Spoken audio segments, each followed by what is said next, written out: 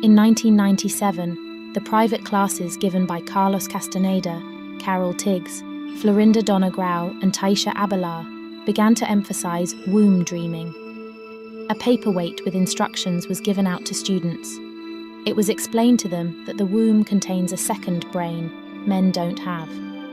The first part of this animation is from a post on Reddit by a woman who has been successful with this technique and also with gazing at darkness while doing tensegrity. The second part is from a private class student of Carlos. The third is from a woman whose ally travels between people teaching them magic. Using womb dreaming as a starting point, you can eventually do everything written in the books of Carlos and his companion witches.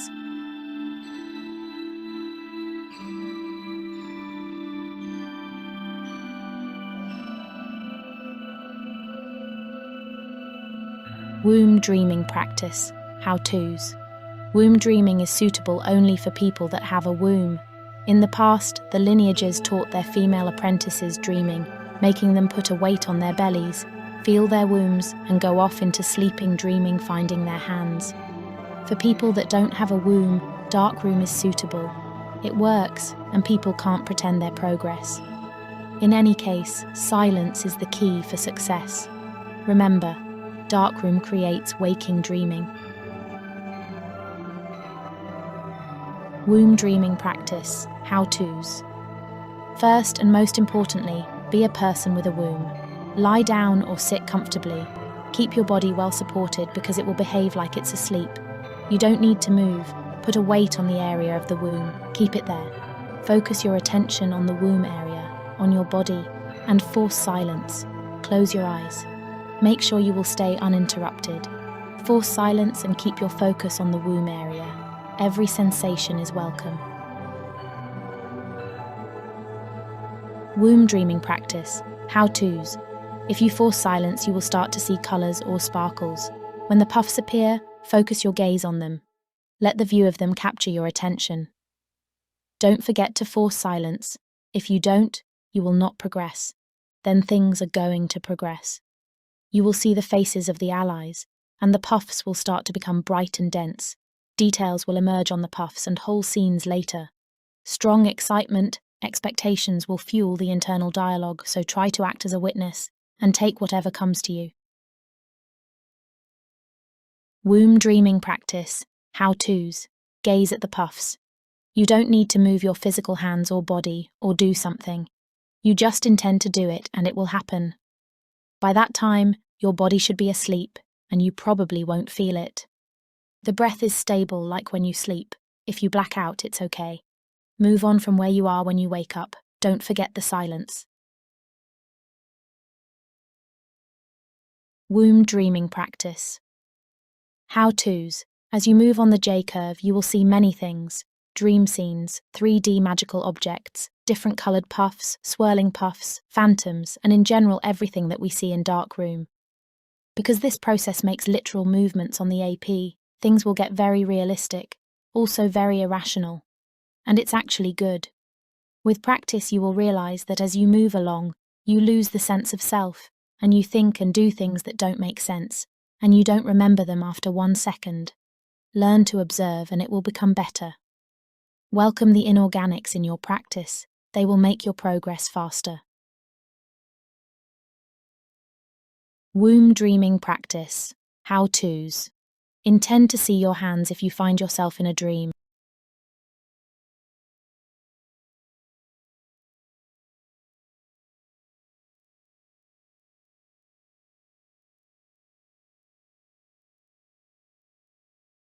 There is the abstract part of it, that thoughts and actions that logically do not make any sense, objects and actions totally irrational. If you get there, you are very close to sleeping dreaming, or a nice visit to the inorganics world, from my experience.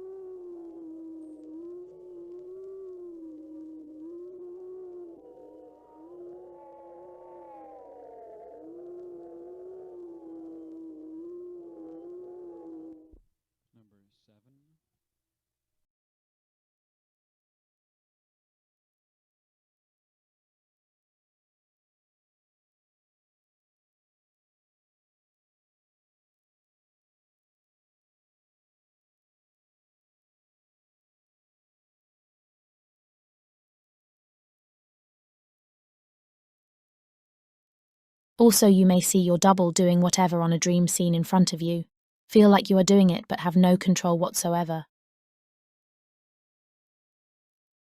You'll even have totally realistic encounters with inorganics as phantoms.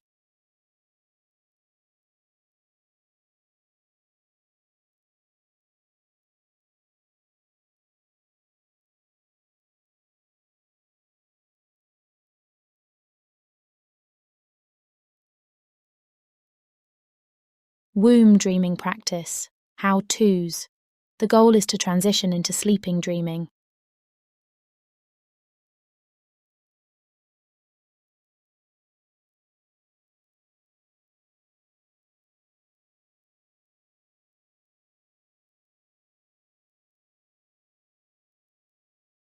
The difference from regular dreams is that you remember to see your hands and don't lose lucidity.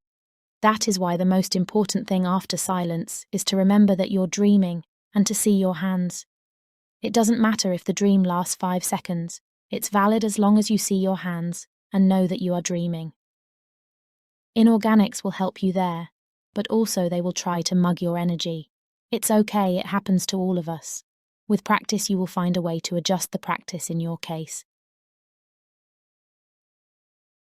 Remember that silence is trained like a muscle, and nice things need persistence to happen.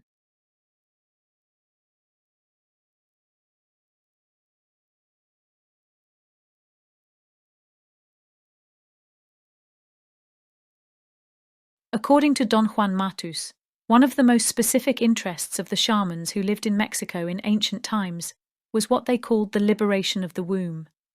He explained that the liberation of the womb entailed the awakening of its secondary functions.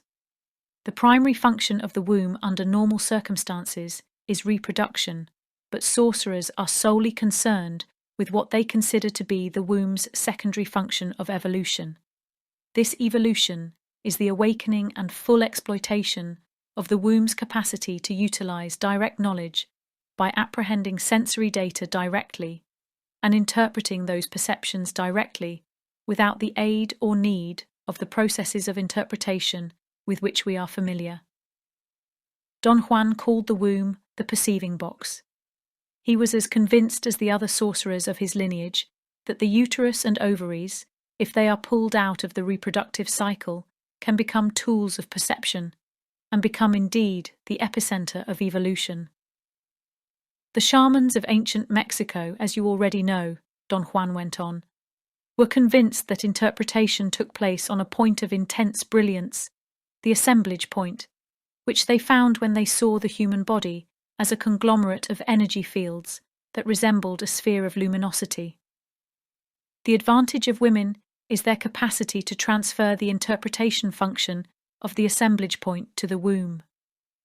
The result of this transfer function is something that cannot be talked about, not because it is something forbidden, but because it is something indescribable.